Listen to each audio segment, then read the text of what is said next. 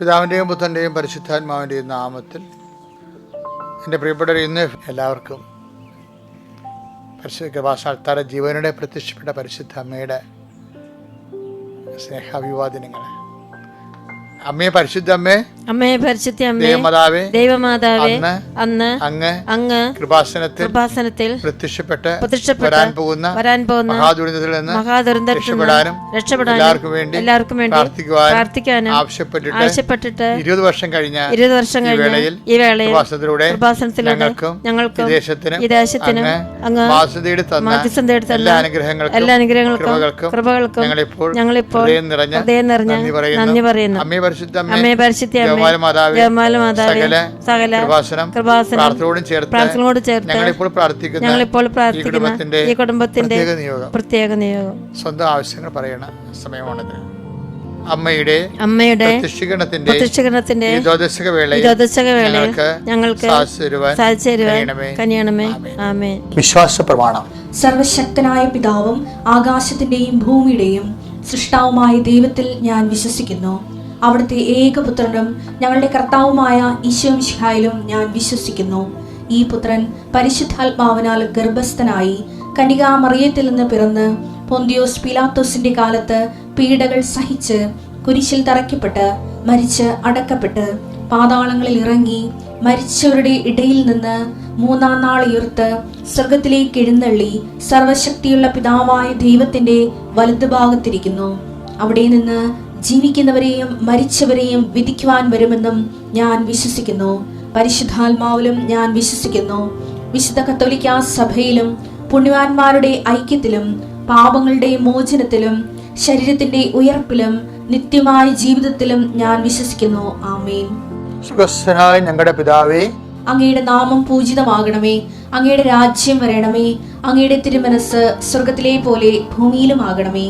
അന്നു വേണ്ടുന്ന ആഹാരം ഇന്ന് ഞങ്ങൾക്ക് തരണമേ. ഞങ്ങളോട് തെറ്റ് ചെയ്യുന്നവരോട് ഞങ്ങൾ ക്ഷമിക്കുന്നത് പോലെ ഞങ്ങളുടെ തെറ്റുകൾ ഞങ്ങളോടും ക്ഷമിക്കണമേ. ഞങ്ങളെ പ്രലോഭനത്തിൽ ഉൾപ്പെടുത്തരുതേ, തിന്മയിൽ ഞങ്ങൾ രക്ഷിക്കണമേ. ആമേൻ. നന്മ നിറഞ്ഞ മറിയമേ, സ്വസ്തി. കർത്താവ് അങ്ങയുടെ കൂടെ സ്ത്രീകളിൽ അങ്ങ് അനുഗ്രഹിക്കപ്പെട്ടവളാകുന്നു. അങ്ങയുടെ ഉദരത്തിൻ ഫലമായി ഈശോ അനുഗ്രഹിക്കപ്പെട്ടവനാകുന്നു. പരിശുദ്ധ മറിയമേ, തമ്പുരാന്റെ അമ്മേ, പാപികളായ ഞങ്ങൾക്ക് വേണ്ടി ഇപ്പോഴും ഞങ്ങളുടെ മരണസമയത്തും തമ്പുരാനോട് അപേക്ഷിക്കണമേ. ആമേൻ. എൻ്റെ പ്രിയപ്പെട്ടവരെ, ഒത്തിരി പേര്, അതായത് 20,000 പേരാണ് ഒരേ സമയത്ത് ഈ ശുശ്രൂഷ ലൈവായിട്ട് കൂടുന്നത്. 20,000 പേര് കൂടിയാൽ പോരാ, മൊത്തം കൂടെ 1 ലക്ഷം പേരാണ് ഇത് കൂടണത്. അപ്പോൾ ഈ 1 ലക്ഷം പേരും 5:30 തന്നെ എഴുന്നേക്കാൻ ശ്രദ്ധിക്കണം. അപ്പോഴേ എന്നുവെച്ചാൽ ആ ഒരു ഫ്രഷ് ഹാൻഡോടുകൂടി നമ്മൾ ഒരു പ്രാർത്ഥനയെ കൂടി നമുക്കൊരു ആ അന്നത്തെ ദിവസത്തിൻ്റെ പ്രത്യേക നിയോഗങ്ങളെ ഓർത്ത് എംപവർ ചെയ്യാൻ കഴിഞ്ഞു, പ്രാർത്ഥിക്കാൻ കഴിഞ്ഞു. പിന്നെ അത് ഷെയർ ചെയ്തൊരു സുവിശേഷ വേലയും കൂടി ചെയ്യണം നമ്മൾ. അപ്പോൾ വളരെ നല്ലൊരു ശുശ്രൂഷയാണ്. എല്ലാവരും അത് ശ്രദ്ധിച്ച് വേണ്ട പോലെ ചെയ്യാൻ വേണ്ടി ശ്രദ്ധിക്കണം. എൻ്റെ പ്രിയപ്പെട്ടവരെ, നമ്മൾ പ്രാർത്ഥിക്കാൻ തുടങ്ങുന്നു. അനുദിന അനുഗ്രഹ പ്രാർത്ഥനയുടെ ഭാഗമായിട്ട് ശിരസ് നമിച്ച് ആശീർവാദവും അനുഗ്രഹവും പ്രാപിക്കാം. ഈ ദിവസത്തിൻ്റെ അനുഗ്രഹങ്ങളാണ്. കർത്താവിൻ്റെ വിശുദ്ധ പൗരോഹിത്യത്തെ മഹത്വപ്പെടുത്തണമേ. കർത്താവ് സഭയിലുള്ള സാന്നിധ്യം പ്രകടമാക്കണമേ. എൻ്റെ കർത്താവേ, എല്ലാ വിഷയങ്ങളും ഞങ്ങളുടെ ബുദ്ധി, കഴിവ്, വിദ്യാഭ്യാസം, ആരോഗ്യം, അങ്ങനെയുള്ള ഞങ്ങളുടെ യോഗ്യതകളുടെ അപ്പുറത്ത് നടക്കാത്ത കാര്യങ്ങൾ നടക്കരുതെന്ന്, അതില്ലെങ്കിൽ ഞങ്ങൾ തുലഞ്ഞു പോകണമെന്നല്ല നീ ആഗ്രഹിക്കുന്നത്. നിന്റെ അനന്തമായ സ്നേഹത്താൽ നീ കണ്ടുപിടിച്ച ഒരു ഫോർമുല, സൂത്രവാക്യമാണ് എന്താണ്? Not by merit but by grace. അത് നിൻ്റെ ബുദ്ധിയിൽ നിന്ന്, കർത്താവിൻ്റെ ഡിവൈൻ ഇൻ്റലിജൻസിൽ വന്നതാണ്. എന്താണ്? യോഗ്യതയില്ലെങ്കിലും കർത്താവിൻ്റെ ഒരു പ്രൊവിഷൻ ഇട്ടിരിക്കുക സാധ്യത. എന്താണ്? കർത്താവിൻ്റെ കൃപ. കർത്താവ്, ആ കൃപയാൽ ഞങ്ങളെ താങ്ങണമെന്ന് പ്രാർത്ഥിക്കുന്നു. ഈശോയെ, ആ കൃപ നീ വഴിയാണ് ഉണ്ടായതെന്ന് ഞങ്ങൾക്കറിയാം. കൃപയും സത്യവും യേശുക്രിസ്തു വഴി ഉണ്ടായി. മോശ വഴി നിയമങ്ങൾ നൽകപ്പെട്ടു, വചനങ്ങൾ നൽകപ്പെട്ടപ്പോഴേ കൃപയും സത്യവും യേശുക്രിസ്തു വഴി ഉണ്ടായി. വെളിപാടിൻ്റെ വചനങ്ങളും അതുപോലെ തന്നെ പിതാവായ ദൈവത്തിൻ്റെ ഹൃദയപ്രസാദമായ കൃപയും ഉണ്ടായത്, പിതാവ് പ്രസാദിച്ചത് യേശുക്രിസ്തുവിൻ്റെ ബലിയിലാണ്. അതുകൊണ്ടാണ് ഇവരെൻ്റെ പ്രിയപുത്രനാകുന്നു, ഇവന് ഞാൻ എത്രയും പ്രസാദിച്ചിരിക്കുന്നു എന്ന് പറഞ്ഞു. അതാണ് കൃപയെന്ന് പറയുന്നത്. ദൈവത്തിൻ്റെ പ്രസാദം. ഞാൻ തിരഞ്ഞെടുത്ത എൻ്റെ ദാസൻ, എൻ്റെ ആത്മാവ് പ്രസാദിച്ച എൻ്റെ പ്രിയപ്പെട്ടവൻ. കർത്താവിൻ്റെ ബലിയിലാണ് പ്രസാദം വരുന്നതും കൃപ വരുന്നത്. അതാണ് കൃപയെന്ന് പറയുന്നത്. അപ്പം ആര് കർത്താവിൻ്റെ ബലിയോട് അനുബന്ധിച്ചുകൊണ്ട് അതിൽ നമ്മുടെ വസ്ത്രങ്ങൾ കഴുകി വെളുപ്പിക്കുന്നുവോ, നമ്മുടെ പാപത്തിന് ക്ഷമ അന്വേഷിക്കുന്നുവോ, ആര് കർത്താവിൻ്റെ ബലിയോട് ഐക്യദാർഢ്യം പുലർത്തിക്കൊണ്ട് തേകോചരമായ സുവിശേഷ സാക്ഷ്യമായിട്ട് ജീവിക്കുന്നുവോ, അവിടെ മേലെല്ലാം ഈ കൃപയുണ്ടാകും. എന്തൊരു വലിയ സന്ദേശമാണ് കർത്താവ് നമുക്ക് നൽകണത്. കർത്താവ് നിൻ്റെ കൃപയാൽ അങ്ങനെ മക്കളെ താങ്ങണമെന്ന് പ്രാർത്ഥിക്കുന്നു. ദൈവത്തിൻ്റെ കരുണ അങ്ങനെ മക്കളുടെ ഹൃദയത്തിലേക്ക് ഒഴുക്കണമെന്ന് പ്രാർത്ഥിക്കുന്നു. കർത്താവ് കുഞ്ഞു പിള്ളേരെ കാണിച്ചു തരുന്നുണ്ട്. ചിലപ്പോൾ അവർ ക്ലാസ്സിൽ പോകാൻ പറ്റാത്ത വിധത്തിലുള്ള രോഗങ്ങളുള്ളവരാകാം. കുഞ്ഞു പിള്ളേരെ കാണിച്ചു തരുന്നുണ്ട്. പ്രത്യേകിച്ച് 4ാം ക്ലാസ് 3ാം ക്ലാസ്സിലെ കുട്ടികളെ ഇപ്പോൾ പരിശുദ്ധാത്മാവ് കാണിച്ചു തരുന്നുണ്ട്. ഞാൻ അവർക്ക് വേണ്ടി പ്രത്യേകം പ്രാർത്ഥിക്കുന്നു. അവിടെ അമ്മമാർക്ക് വേണ്ടി പ്രാർത്ഥിക്കുന്നു. കർത്താവ് കുഞ്ഞു പിള്ളേരുടെ അമ്മമാർ രോഗികളായിട്ട് ആശുപത്രിയിലുണ്ടെങ്കിൽ തീർച്ചയായിട്ടും ഈശോ ആ അമ്മ എഴുന്നേറ്റ് വന്നിട്ട് വേണമെങ്കിൽ കുഞ്ഞിന് ചോറ് കിട്ടാനും ഭക്ഷണം കൊടുക്കാനും സ്നേഹം കിട്ടാനും അവനെ ശ്രദ്ധിച്ച് ലാളിച്ച് വളർത്തി കൊണ്ടുവരാൻ അമ്മമാരെ എല്ലാവരും നീ ആസ്വദിക്കണം. കർത്താവ് 10ാം ക്ലാസ്സിന് താഴെയുള്ള അമ്മമാർക്ക് വേണ്ടി ഞാൻ പ്രത്യേകം പ്രാർത്ഥിക്കുന്നു. ആ കുഞ്ഞുങ്ങളെ ഭാവിയുടെ തലമുറ നമ്മുടെ രാജ്യത്തിൻ്റെ ഏറ്റവും വലിയ വാഗ്ദാനവും കുടുംബത്തിൻ്റെ തൂണുമായി വളരേണ്ട കുഞ്ഞുങ്ങൾ അവർ വാടിപ്പോകാതിരിക്കാൻ അമ്മയുടെ അപ്പൻ്റെയും കരങ്ങൾ അവർക്ക് വേണം. അത് കർത്താവ് വിവാഹബന്ധം വേർപെടാൻ പോകുന്ന സ്വന്തം വൈകാരിക ഭ്രാന്തിൻ്റെ പേരിലും അതുപോലെ തന്നെ കുടുംബത്തിൻ്റെ ഉത്തരവാദിത്തങ്ങൾ നിർവഹിക്കാൻ ആവശ്യമായ മാനസിക പക്വതയില്ലാത്തതിൻ്റെ പേരിലും ഭാര്യ ഭർത്താക്കന്മാർ കുഞ്ഞുങ്ങളെ വഴിയാതരാക്കാൻ അകന്നു പോകുന്ന ക്രൂരകൃത്യങ്ങളുണ്ട്. കുഞ്ഞുങ്ങളെ ഇതുപോലെ അവരുടെ ബാല്യത്തെ കൊല ചെയ്യുന്നവർക്ക് മാനസാന്തരം ഉണ്ടാകണം. അവർക്ക് അവരുടെ മാനസാന്തരം ഉണ്ടായ കുഞ്ഞുങ്ങളെ ചേർത്ത് പിടിക്കാൻ വേണ്ടി അല്പം ചില അമ്മമാരോട് പറഞ്ഞിട്ടുണ്ട്. അപ്പന്മാരൊക്കെ ആ മക്കളെ ഓർത്താണെന്ന്. സത്യമാണ്. മക്കളെ ഓർത്ത് ത്യാഗം അനുഭവിച്ച് കുടുംബത്തിൻ്റെ ത്യാഗങ്ങളെ ഏറ്റെടുത്തുകൊണ്ട് നിശബ്ദമായി സുവിശാക്ഷ്യമായി പോകുന്ന എല്ലാവരെയും ഞാൻ ആസ്വദിക്കുന്നു. എല്ലാവരെയും ഞാൻ അനുഗ്രഹിക്കുന്നു. ദൈവത്തിൻ്റെ സമ്പത്താകുന്ന കൃപയാൽ നിങ്ങളുടെ ഹൃദയവും മനസ്സും ആത്മാവും നിറയട്ടെ. കർത്താവ് നിങ്ങളെല്ലാത്തിനും അതിജീവിക്കാൻ വേണ്ടി നിങ്ങൾക്ക് സഹിക്കാൻ പറ്റുന്നില്ലെന്ന് പറഞ്ഞാൽ കർത്താവിനോട് പറയുമ്പോൾ കർത്താവിൻ്റെ സഹനത്തെ ചേർത്ത് വെച്ചുകൊണ്ട് കർത്താവ് നിന്നെ ബലപ്പെടുത്തട്ടെ. എൻ്റെ ഈ പ്രാർത്ഥനയിലൂടെ കർത്താവിൻ്റെ കൃപാസനം നടക്കുന്ന ആയിരക്കണക്കിന് മനുഷ്യരുടെ പ്രാർത്ഥനയിലൂടെ നിൻ്റെ ജീവിതം ബലപ്പെടട്ടെ. നീ ആശ്രയം വെച്ചിരിക്കുന്നത് ഉടമ്പടിയിലാണെങ്കിൽ ഉടമ്പടി എടുത്തിരിക്കുന്ന ലക്ഷക്കണക്കിന് മനുഷ്യരുടെ ജീവിത പ്രവർത്തനങ്ങളുടെയും സുവിശേഷ സാക്ഷ്യങ്ങളുടെയും ഉപപ്രവർത്തനങ്ങളുടെയും നീ ദൈവപൈതലെ ഇന്ന് അനുഭവിക്കുന്ന പ്രയാസങ്ങളെ അതിജീവിക്കാൻ ആവശ്യമായ ആത്മധൈര്യത്തിൻ്റെ അഭിഷേകം കൊണ്ടാവട്ടെ. എൻ്റെ കർത്താവിൻ്റെ ഉന്നതമായ നാമത്തിൽ സഭയുടെ അധികാരത്തിൽ കുരിശിൻ്റെ അടയാളത്തിൽ ദൈവത്തിൻ്റെ ശക്തിയാൽ നീ ഉച്ച മുതൽ ഉള്ളംകാൽ വരെ കർത്താവിൻ്റെ തിരുരത്വത്തെ അഭിഷിക്തയാകട്ടെ. കർത്താവ് ഏത് മേഖലയാണോ നീ തകർന്നു കിടക്കുന്നത്, ഏത് മേഖലയാണോ നിനക്ക് സഹായം വേണ്ടത്, ഏത് മേഖലയാണോ നിന്നെ ചേർത്ത് നിർത്തേണ്ടത്, ഏത് മേഖലയാണോ നിന്നെ താങ്ങിയെടുക്കേണ്ടത്, ആ മേഖലയിൽ പരിശുദ്ധ അമ്മ ദൈവമാതാവ് യേശു ക്രിസ്തുവിൻ്റെ തിരുശരീരം ചലനമറ്റ തിരുശരീരം പോലും കുരിശിൽ നിന്നെടുത്ത് താങ്ങിയെടുത്ത് മടിക്കിടത്തിയവളുടെ കൈകളിലേക്ക് ഞാൻ നിങ്ങളെ ഏൽപ്പിക്കുന്നു. നിങ്ങൾ ശക്തിപ്പെടുക, നിങ്ങൾ അതിജീവിക്കട്ടെ. കർത്താവിൻ്റെ കൃപ നിങ്ങൾ ആവശ്യിക്കട്ടെ. നിത്യപിതാവും പുത്രനും പരിശുദ്ധാത്മാവായ സർവേശ്വരായ നീക്കുവാമേ. അതായത് ഇന്നത്തെ സന്ദേശം പറയുന്നുമ്പേ എൻ്റെ ആമുഖം പറയാറുണ്ട്. എന്ന് വെച്ച് കഴിഞ്ഞാൽ ഒരിക്കലും എൻ്റെ സഹപ്രവർത്തകനില്ലേ വിജയകുമാർ, അദ്ദേഹം ഇവിടെ വന്നത് 2003 വന്ന, ഇപ്പം 2023 കഴിഞ്ഞ് 25 ഇപ്പം 22 കൊല്ലം അദ്ദേഹം വന്നിട്ട്. അപ്പം അദ്ദേഹം ഒരു നല്ല ബിസിനസ്മാനാണ്. പക്ഷെ അദ്ദേഹത്തിന് ഒത്തിരി പ്രതിയോഗികളുണ്ടായിരുന്നു. CBIയുടെ അന്വേഷണങ്ങൾ വരെ വന്നതാണ്. അപ്പോൾ ഒരിക്കലേ ഞങ്ങൾ കാനഡയിലോ മറ്റോ ചെന്നപ്പോൾ, അവിടെ സുവിശേഷ വേലയ്ക്ക് ചെന്നപ്പോൾ അവിടുന്ന് 1-2 പേര് പുള്ളിയോട് ചോദിച്ചേ, അവർ ബിസിനസ്മാരുണ്ടായിരുന്നു അവിടെ, ചോദിച്ചേ സാറേ ഇത് എങ്ങനെയാണ് സാറേ ഇത് ഈ ബിസിനസ്സും സുവിശേഷ വേലയുമായിട്ട് എങ്ങനെ പൊരുത്തപ്പെടുന്നു ചോദിച്ചു. പുള്ളി ഉദ്ദേശിച്ചത് ബിസിനസ്സിൽ പലതരത്തിലുള്ള സൂത്രപ്പണിയും കള്ളത്തരങ്ങളൊക്കെ ചില ആൾക്കാർ കാണിക്കുമല്ലോ. അപ്പം അത് അനുസരിച്ച് പുള്ളി അപ്പം അങ്ങേക്ക് കുറച്ച് വചനം അറിയാവുന്ന ആളാണ് ആ ബിസിനസ്മാൻ. അയാൾ പറഞ്ഞ് ഈ ഒട്ടകം സൂചിക്കുഴയിലൂടെ കടക്കുന്ന പോലെയാണല്ലോ ധനവാൻ ദൈവരാജ്യത്തിൽ പ്രവേശിക്കുന്നത്. അപ്പോൾ സാറിനത് അറിഞ്ഞുകൊണ്ട് തന്നെയാണ് ഈ സുവിശേഷ വേലയ്ക്ക് ഇറങ്ങിയിരിക്കണം എന്നുള്ളത് വളരെ സ്നേഹത്തോടെ വളരെ അമീക്കബിളായിട്ട് ചോദിച്ചു. പക്ഷെ ഞാനവിടുത്തെ സാറ് എന്താ മറുപടി എന്ന് പറയുന്നു. അപ്പോൾ സാറ് ഉടനെ പറഞ്ഞ എന്താണെന്ന് അറിയാമോ? സാറ് എന്നെ ഞെട്ടിച്ച് കളഞ്ഞു. ശരിക്കും പറഞ്ഞാൽ സാറ് പറഞ്ഞ് അതൊക്കെ ശരിയായിരിക്കും, പക്ഷേ നമ്മൾ സൂക്ഷിച്ച ബിസിനസ് ചെയ്യണത്, പക്ഷേ ഇൻ കേസ് അവിടെ എന്തെങ്കിലും ദൈവതിരുസന്നിധിയിൽ ഒരു കുറവ് വന്നു കഴിഞ്ഞാൽ അത് കർത്താവ് തന്നെ നോക്കിക്കൊള്ളുമെന്ന് ഈശോ പറഞ്ഞിട്ടുണ്ടല്ലോ എന്ന് പറഞ്ഞു. അപ്പോൾ ഞാൻ എന്താ സാറ് പറയാൻ പോണത്? സാറ് അവരോട് പറഞ്ഞ മറുപടി ശരിക്കും എന്നെ ഞെട്ടിച്ചു. എന്താ വെച്ചാൽ സാറ് പറഞ്ഞതാണ്, ഇപ്പോൾ ഇൻ കേസ് ദൈവതിരുസന്നിധി നമുക്ക് എന്തെങ്കിലും കുറവുണ്ടെന്ന് ദൈവത്തിന് തോന്നിയാൽ അതിനും പോംവഴിയുണ്ടെന്ന് സാർ പറഞ്ഞു. എന്താ കാര്യം, എന്താ പോംവഴിയുള്ളത്? മത്തായി 19:24 തൊട്ട് ഉള്ള വചനങ്ങൾ പറഞ്ഞു സാറ്. ഈ മത്തായി 19, 24, 25, 26.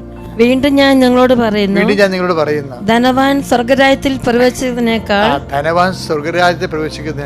എളുപ്പം ഒട്ടകം സൂചിക്കുഴലിലൂടെ കടക്കുന്നതാണ്. ശിഷ്യന്മാർ ഇത് കേട്ട് വിസ്മയഭരിതരായി അവനോട് ചോദിച്ചു, അങ്ങനെയെങ്കിൽ രക്ഷപ്പെടാൻ ആർക്ക് സാധിക്കും? യേശു അവരെ നോക്കി പറഞ്ഞു, മനുഷ്യർക്ക് ഇത് അസാധ്യമാണ്, എന്നാൽ ദൈവത്തിനെല്ലാം സാധ്യമാണ്. ഇതെന്ത് ഞാൻ ഇത് കേട്ടപ്പോൾ എൻ്റെ മനസ്സിൽ പെട്ടെന്ന് ഉടമ്പടിയാണ് വന്നത്. എന്താ കാര്യം അറിയാം? ഉടമ്പടിയുടെ ബേസ്മെന്റ് എന്താണ്? Not by merit but by grace. In case നമ്മുടെ മെറിറ്റ് ലോസ്റ്റ് ചെയ്ത് കഴിഞ്ഞാൽ അടുത്ത ഓപ്ഷൻ എന്താണ്? അടുത്ത ഓപ്ഷൻ ഗ്രേസ് ആണ്. അതാണ് നമ്മുടെ എഫേസ്യർ 2:8 ആപ്തവാക്യമാകുന്നതിൻ്റെ കാരണം. ഇവിടെ എന്താ പറഞ്ഞിരിക്കുന്നത്? അതായത് മനുഷ്യർക്ക് ഇത് അസാധ്യമാണ്, പക്ഷേ ദൈവത്തിനെല്ലാം സാധ്യമാണ്. മനുഷ്യർക്ക് യോഗ്യതയില്ലെങ്കിലും ദൈവത്തിന് എല്ലാം സാധ്യമാണ്. ബട്ട് ബൈ ഗ്രേസ്, അതായത് കൃപ കൊണ്ട് ഒരു വ്യക്തിക്ക് സ്വർഗരാജ്യത്തിൽ പ്രവേശിക്കാൻ കഴിയുമെന്ന് ഈശോ പറഞ്ഞു. കൃപ എവിടെ നിന്ന് കിട്ടും? ദൈവത്തിൽ നിന്നല്ല കിട്ടേണ്ടത്. അപ്പം ദൈവം എടുക്കേണ്ട, പക്ഷെ നമുക്ക് കൃപയോട് സഹകരിക്കാൻ പറ്റും. നമ്മുടെ പുതാശ ജീവിതവും ആധ്യാത്മിക ജീവിതവും സുവിശേഷ മുന്നേറ്റവും അതുപോലെയുള്ള എല്ലാ കാര്യവും ദൈവത്തിൻ്റെ കൃപയോട് സഹകരിക്കലാണ്. അപ്പം കൃപയോടെ നമുക്ക് സഹകരിക്കാൻ പറ്റും. അപ്പം ദൈവത്തിന് എല്ലാം സാധ്യമാണെന്ന്.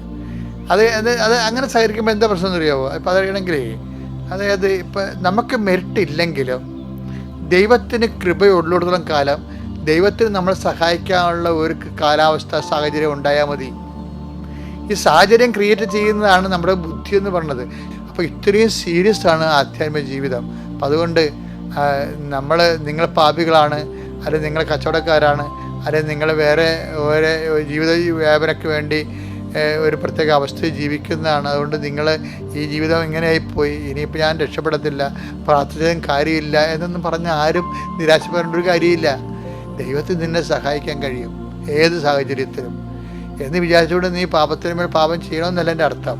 അതായത് നീ നിരാശപ്പെടരുത്, പ്രത്യാശയോടെ മുന്നോട്ട് പോകണമെന്നാണ് ഇന്നത്തെ സന്ദേശം. എൻ്റെ പേര് ജൂലിയറ്റ് സേവ്യർ. ഞാൻ കൊല്ലം ജില്ലയിൽ നിന്ന് തെക്കുംപാറ ഇടവകയിൽ നിന്നാണ് വരുന്നത്. എനിക്ക് കഴിഞ്ഞ മാസം ഒരു രോഗം വരികയും അത് മാതാവ് സൗഖ്യപ്പെടുത്തുകയും ചെയ്തത് സാക്ഷ്യം പറയാനാണ് ഞാനിവിടെ വന്നിരിക്കുന്നത്. എനിക്ക് എൻ്റെ വീടിൻ്റെ പാല് കാച്ച് ഒക്ടോബറിലാണ് എനിക്ക് അസുഖം വന്നത്. ഒക്ടോബർ 9 മകൻ്റെ കല്യാണം 19 ഡേറ്റ് എടുത്തിരുന്നത്.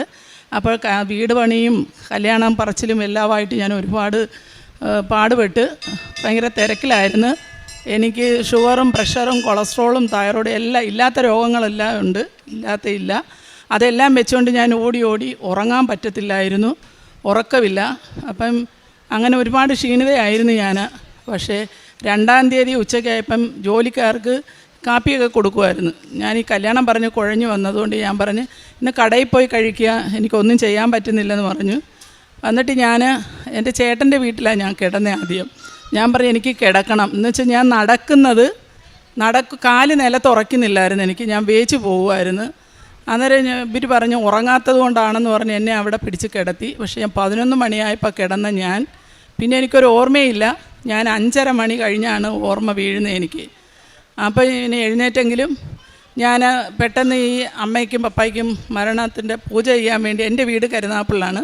ഞാൻ കരുനാഗപ്പള്ളിക്ക് പോയി. അപ്പോൾ എൻ്റെ കൂടെ അവിടെ ജോലി ചെയ്ത ഒരു സഹോദരൻ്റെ കൂടാണ് ഞാൻ കരുനാഗപ്പള്ളിക്ക് പോയത്. പക്ഷേ ഞാൻ ആ സമയത്ത് എനിക്ക് സ്ട്രോക്ക് വന്ന് ഞാൻ കിടക്കുമായിരുന്നു.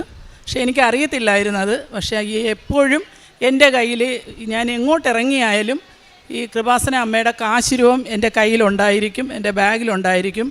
അതുപോലെ ഞാൻ കല്യാണം പറയാൻ പോയ ഓരോ വീട്ടിലും കല്യാണ ലെറ്റർ കൊടുക്കുകയും പറയുകയും ചെയ്യുന്നതിൻ്റെ ഒപ്പം ഞാൻ ഓരോ പത്രവും കൊടുത്ത്.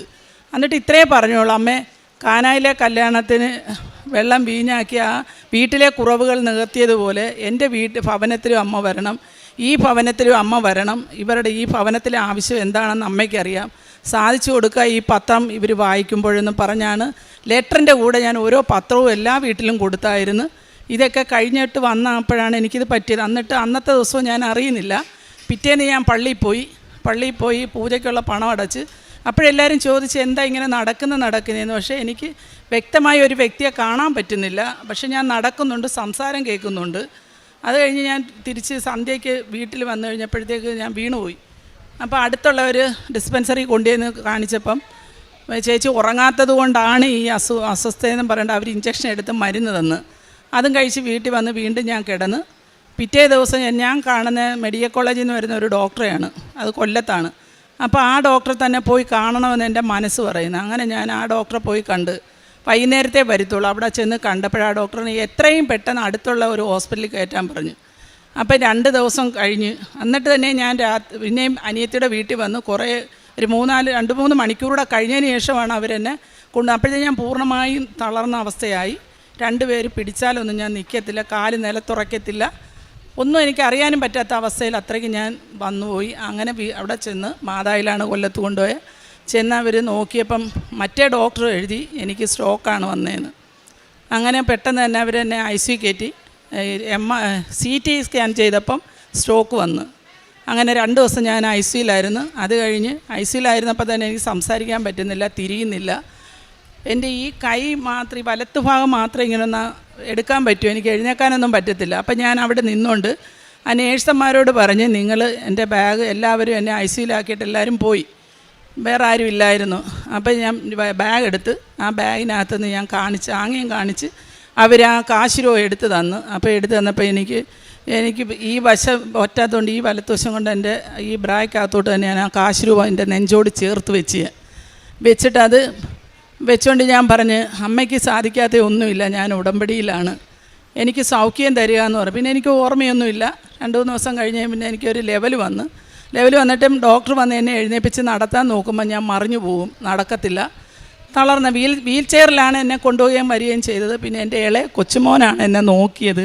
എൻ്റെ മറ്റ് സഹോദരങ്ങളും ആരുമില്ലായിരുന്നു. പറയാൻ ഒരുപാട് ആളുണ്ട്, പക്ഷെ ചെയ്യാൻ ആരുമില്ലായിരുന്നു. അങ്ങനെ എൻ്റെ കൊച്ചുമോനല്ല പൊടി കൊച്ചിനെ നോക്കുന്നത് പോലാണ് എന്നെ താങ്ങി എടുക്കുന്നതും ബാത്റൂമിൽ കൊണ്ടുപോകാനായാലും എല്ലാം. അത്ര വല്ലാത്തൊരവസ്ഥയിലായിരുന്നു ഞാൻ അന്നേരം.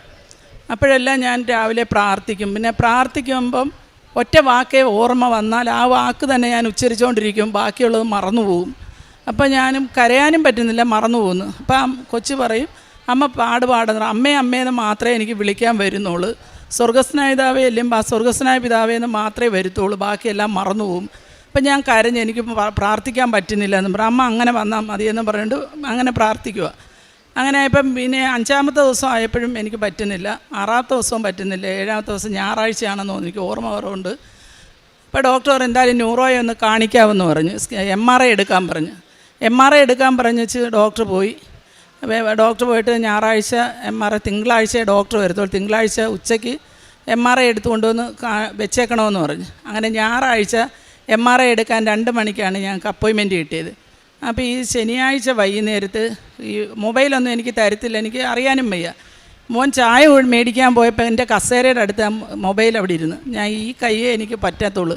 ഈ കൈവൊക്കെ ഞാൻ ആ മൊബൈലെടുത്ത് ആദ്യം തന്നെ ഞാൻ ഒന്ന് ഓൺ ചെയ്ത് നോക്കിയപ്പോൾ ഇവിടുത്തെ രോഗസൗഖ്യത്തിൻ്റെ ആരാധന നടക്കുന്നു അച്ഛൻ്റെ. അപ്പം ഞാനത് പെട്ടെന്ന് എടുത്ത് വെച്ച് നോക്കി കണ്ട് പ്രാർത്ഥിച്ചുകൊണ്ടിരുന്നപ്പോൾ കൊച്ചു വന്നപ്പോൾ ഞാൻ കരയുക. എന്നിട്ട് ചോദിച്ചാൽ അമ്മ കരയല്ലേ, കരഞ്ഞാൽ തലയ്ക്ക് വീണ്ടും ഇതാകും, അതുകൊണ്ട് കരയരുതെന്ന് പറഞ്ഞു. ഞാൻ പറഞ്ഞു കരയുമല്ല, ഞാൻ പ്രാർത്ഥിക്കുവാ മോനെ എന്ന് പറഞ്ഞ്.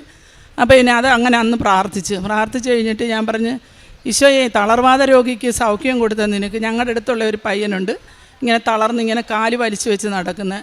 അപ്പം ഞാൻ പറഞ്ഞു എൻ്റെ മോൻ്റെ കല്യാണം പാല് കാച്ചി വേറെ ആരുമില്ല, എൻ്റെ ഹസ്ബൻഡാണെങ്കിൽ ആൾ പറ്റത്തില്ല ഒന്നിനും, ആ ഒരു അവസ്ഥയിലാണ്. അപ്പം എനിക്ക് എൻ്റെ ഇഷ്ടമല്ല നിൻ്റെ ഇഷ്ടം എന്താണെന്ന് വെച്ചാൽ എന്നെ നിറവേറണമെന്ന് പറഞ്ഞ് ഞാൻ പ്രാർത്ഥിക്കുന്നുണ്ട്. പിന്നെ ഇപ്പം പറയുന്നത് പിന്നെ മറന്നു പോകും.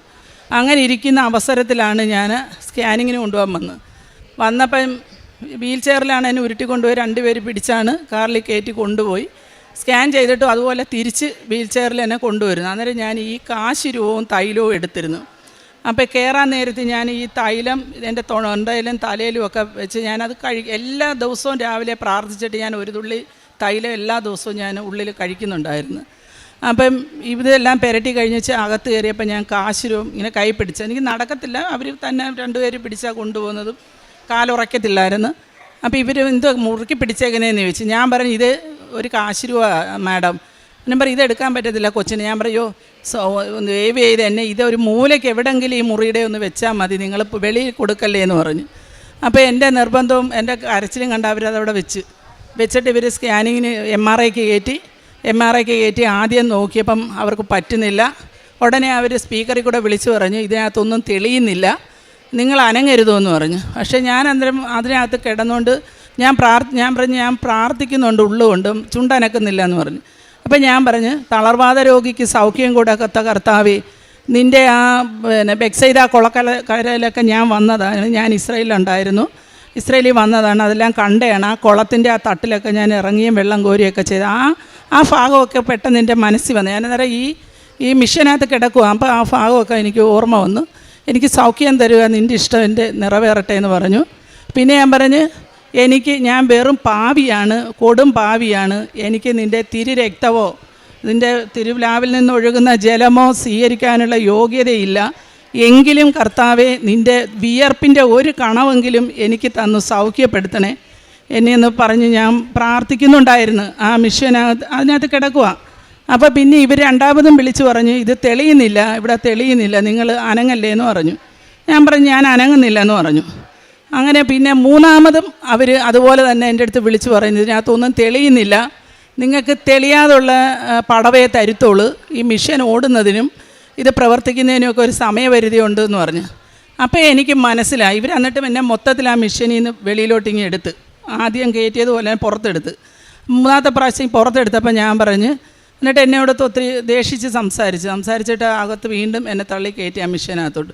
അപ്പോൾ എനിക്ക് മനസ്സിലായി മോളെ നീ പള്ളു പറയണ്ട, എൻ്റെ അമ്മ എൻ്റെ അടുത്തുണ്ട്, എൻ്റെ അമ്മയാണിത് തെളിയിക്കാത്തത്, എൻ്റെ അമ്മയ്ക്കറിയാം എനിക്ക് സൗഖ്യം തരണം, അതുകൊണ്ടാവൊന്നും തെളിയാത്ത, എനിക്കിതൊന്നുമില്ല എന്ന് ഞാൻ മനസ്സുകൊണ്ട് അങ്ങോട്ട് പറഞ്ഞിട്ട് പറയാം അമ്മേ അവർ വഴക്ക് പറയുന്നു, അമ്മ അതെന്തുവാന്ന് വെച്ചാൽ കാണിച്ചു കൊടുക്കുമെന്ന് പറഞ്ഞ് ഞാൻ അങ്ങനെ പ്രാർത്ഥിച്ചിട്ട് പിന്നെ പറയും ഇനി ഒന്ന് ചേച്ചി ഇനി ഇതുകൂടെ അവസാനം എടുക്കുകയാണെന്നും പറയേണ്ട ഒരു നാലാമത്തെ പ്രാവശ്യം എടുത്ത് വെച്ച് ഞാൻ ഒരു മാഡമായിരുന്നു, അത് അവരങ്ങ് പോയി. എന്നെ പിന്നെ പുറത്തെടുത്തപ്പം ഞാൻ ചോദിച്ചെല്ലാം ഓക്കെ ആണോ എന്ന് ചോദിച്ചപ്പോൾ ആണെന്ന് പറഞ്ഞ്. പക്ഷേ റിസൾട്ട് വന്നപ്പം അതിനകത്ത് ഡോക്ടറെ കൊണ്ടുവന്ന് കാണിച്ചപ്പോൾ പറഞ്ഞ് ഇതിനകത്ത് ഇത് സ്റ്റോക്ക് വന്നതായിട്ട് ഒന്നും കാണാൻ പറ്റുന്നില്ല, എന്തോ ഒരു ചെറിയ ഇതുപോലെ തോന്നുന്നുള്ളെന്ന് പറഞ്ഞ് എന്തായാലും ന്യൂറോയെ കാണിക്കാമെന്ന് പറഞ്ഞു. പക്ഷേ CT-ക്കകത്ത് നല്ലതുപോലെ എനിക്ക് ഇത് വന്നിട്ടുണ്ട്, സ്റ്റോക്ക് വന്ന് ഇങ്ങനെ തളർന്ന് ഡോക്ടറിനെ അറിയാം എന്ന് പറഞ്ഞ്. അങ്ങനെ ഇത് രണ്ടും കൂടെ എടുത്ത് വെച്ച് നോക്കിയപ്പോൾ ഒന്നിലൊന്നും കാണുന്നില്ല, ഇതില്ല. അങ്ങനെ എന്നെ സ്കാനിങ്ങും കഴിഞ്ഞ് കൊണ്ടുവന്ന് റൂമിൽ കൊണ്ടുവന്ന് കിടത്തി, വീൽ ചെയറിനകത്ത് കൊണ്ടുവന്ന് കിടത്തി കഴിഞ്ഞപ്പോൾ ഇല്ല തണുപ്പായതുകൊണ്ട് കിടുങ്ങൽ വന്നപ്പം മോനെ ചായ മേടിക്കാൻ സിസ്റ്റർമാർ തന്നെ പറഞ്ഞു വിട്ട്. ചായ മേടിക്കാൻ പോയ സമയത്തിന് കറക്റ്റ് ഒരു 6:30 മണിയായി. ഞാൻ അന്നേരം സമയം ഇങ്ങനെ നോക്കി. അപ്പോൾ എൻ്റെ അടുത്ത് ആരോ പറയുന്നു ഉള്ളിൽ നീ എഴുന്നേക്കുക എന്ന്. അപ്പം ഞാൻ പറഞ്ഞു എനിക്ക് എഴുന്നേക്കാൻ പറ്റത്തില്ലല്ലോ, ഞാൻ തന്നെ എഴുന്നേക്കത്തില്ല ഇതുവരെ, 7-8 ദിവസം കൊണ്ട് ഞാനൊരു കിടക്കുക. ഒന്ന് വസ്ത്രം മാറാനോ എടുക്കാനോ ഒന്നും പറ്റാതെ ആരും ഒരു സഹായത്തിനില്ല, എൻ്റെ ഒരു കൊച്ചു മോൻ മാത്രമാണ് എൻ്റെ കൂടെയുള്ള. ആ ഒരു അവസ്ഥയിൽ കിടക്കുന്ന ഞാൻ എങ്ങനെ എഴുന്നേക്കുമെന്ന് മനസ്സിൽ തോന്നി. പിന്നെയും 3 പ്രാവശ്യം പറഞ്ഞു നീ എഴുന്നേക്കുക നടക്കുക. ആ 3-ാമത്തെ പ്രാവശ്യം ഞാൻ ചാടി എഴുന്നേറ്റിട്ട് ആ ഹോസ്പിറ്റലിൻ്റെ റൂമിനകത്ത് ഞാൻ തെക്ക് വടക്ക് നടക്കാൻ പറഞ്ഞ് നടന്നു കഴിഞ്ഞിട്ട് ഞാൻ നിന്നപ്പം എൻ്റെ അടുത്ത് പിന്നെയും മനസ്സിൽ പറയുന്നത് നീ ഓടാൻ. ഞാൻ ആ റൂമിനകത്ത് 2 പ്രാവർത്തി ഓടി അങ്ങോട്ടും ഇങ്ങോട്ടും. അങ്ങനെ വന്ന് നിന്നച്ച് പിന്നെ എൻ്റെ അടുത്ത് പിന്നെ 3-ാമത്തെ പ്രാവശ്യം പറഞ്ഞ് നീ ചാടാൻ. അപ്പം ഞാനിങ്ങനെ ഇത്രയൊക്കെ അസ്വസ്ഥത ഉള്ളതുകൊണ്ട് ഞാനിങ്ങനെ സൈക്കിൾ ചവിട്ടുന്നത് പോലെ ഞാൻ വീട്ടിൽ എക്സസൈസ് ചെയ്യാറുണ്ട്. ഇങ്ങനെ സൈക്കിൾ ചവിട്ടുന്ന രീതിയിൽ ഇങ്ങനെ ചാടിയപ്പോഴും എനിക്കൊരു കുഴപ്പമില്ല. ഞാൻ പെട്ടെന്ന് തന്നെ കാലും കൈയും മുഖമൊക്കെ കഴുകി ഡ്രസ്സെല്ലാം മാറി. 7-8 ദിവസം കൊണ്ട് ഞാൻ ഡ്രസ്സ് പോലും മാറാതെ ഒരു കൊച്ചാണ് 22 വയസ്സുണ്ട് എൻ്റെ മോന്, അവനാണ് എൻ്റെ കൂടെ നിൽക്കുന്നത്. അവനെ കൊണ്ട് എങ്ങനെയാണ് ഡ്രസ്സ് മാറ്റിക്കാനും എടുക്കാനും. അതുകൊണ്ട് ഞാൻ പെട്ടെന്ന് ഡ്രസ്സൊക്കെ മാറി വെച്ച് ഞാൻ അവിടെ ഇരുന്ന് കൊച്ചു ചായയും കൊണ്ട് വന്നപ്പോൾ ഞാൻ അവിടെ ഇരിക്കുന്നു. അന്നേരം ചോദിച്ചാൽ അമ്മ എങ്ങനെ എഴുന്നേറ്റ്? അമ്മ എങ്ങനെ എഴുന്നേറ്റ് മറിഞ്ഞ് വീഴും എഴുന്നേക്കല്ലേന്നും പറഞ്ഞിട്ട് പോയല്ലേ. അന്നേരം ഞാൻ പറഞ്ഞു, മോനെ എനിക്കിവിടെ അമ്മ വന്ന് എനിക്ക് സൗഖ്യം തന്ന് അമ്മ എഴുന്നേറ്റ് എന്നെ അമ്മ വന്നെന്നും പറഞ്ഞിട്ട് ഇയാൾ കളിയാക്കുന്ന രീതിയിൽ സംസാരിച്ചു എൻ്റെ അടുത്ത്. അന്നേരം ഞാൻ പറഞ്ഞു, മോനെ ഞാനൊന്ന് ഓടട്ടെ എന്ന് ചോദിച്ച്.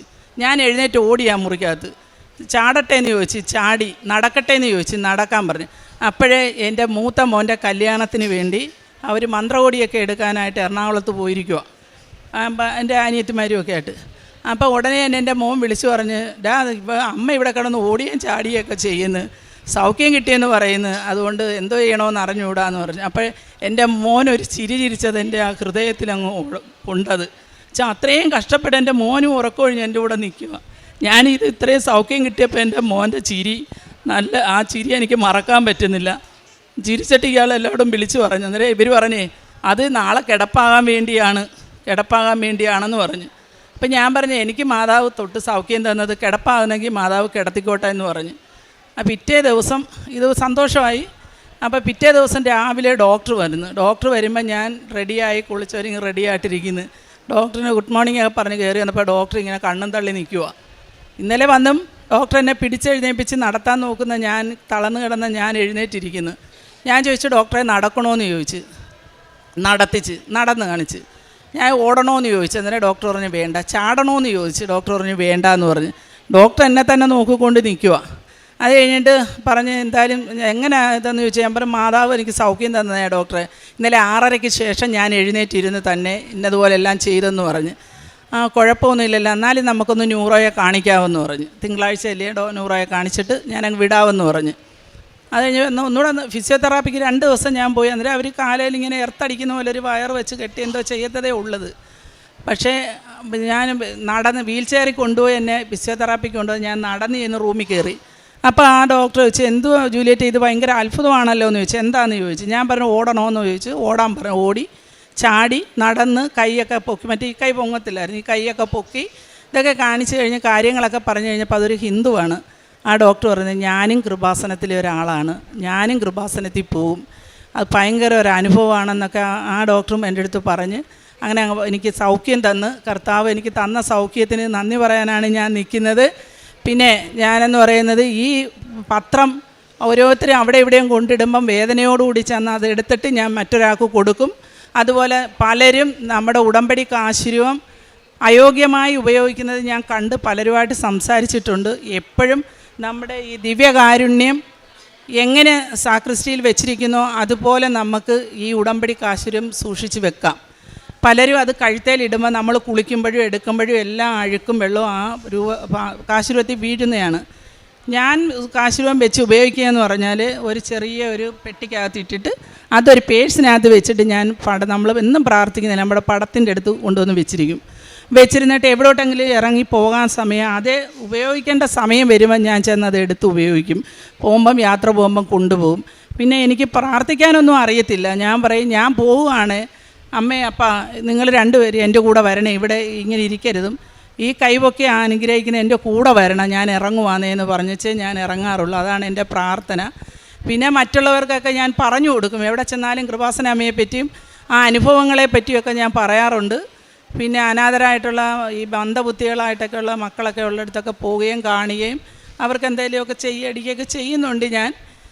പിന്നെ മറ്റുള്ളവരെ സഹായിക്കുക, അറിയിക്കുക നമ്മുടെ ദൈവത്തെ, മാതാവിനെ. ഇതാണ് ഞാൻ ചെയ്യാറുള്ളത്. ഇത്രയും സൗഖ്യം. പിന്നെ ഇന്ന് അതിനെക്കാട്ടി വലിയൊരു അത്ഭുതം ഞാനിവിടെ കണ്ട്, അത് ഞാൻ വിശ്വസിക്കുന്നു. ഇവിടെ കുർബാന നടന്നുകൊണ്ടിരിക്കുമ്പോൾ അച്ഛൻ നടുക്കുർബാന സമയമായപ്പോൾ പറഞ്ഞ് എല്ലാവരും കണ്ണടച്ച് കൈകൂപ്പി നിന്ന് പ്രാർത്ഥിക്കാൻ പറഞ്ഞു നടുക്കുർബാന സമയത്ത്. അപ്പം ഞാനിവിടെ ഈശോയെ ഈ അൾത്താരയിൽ ഞാൻ കണ്ട് 3 പ്രാവശ്യം. അത് ഇങ്ങനെ നിൽക്കുമ്പോൾ ഈശോ വന്ന് ഇങ്ങനെ നിൽക്കുന്ന മുടിയൊക്കെ ഇങ്ങനെ ചെമ്പ് കളറിലിങ്ങനെ കാറ്റിനിങ്ങനെ പറക്കുന്ന പോലെ. എന്നിട്ട് ഈ അൾത്താരയിൽ ഈശോ നിൽക്കുന്നതായിട്ട് ഞാൻ ഇന്നത്തെ ദിവ്യബലിയിൽ കണ്ട് 3 പ്രാവശ്യം ഞാൻ കണ്ടത്.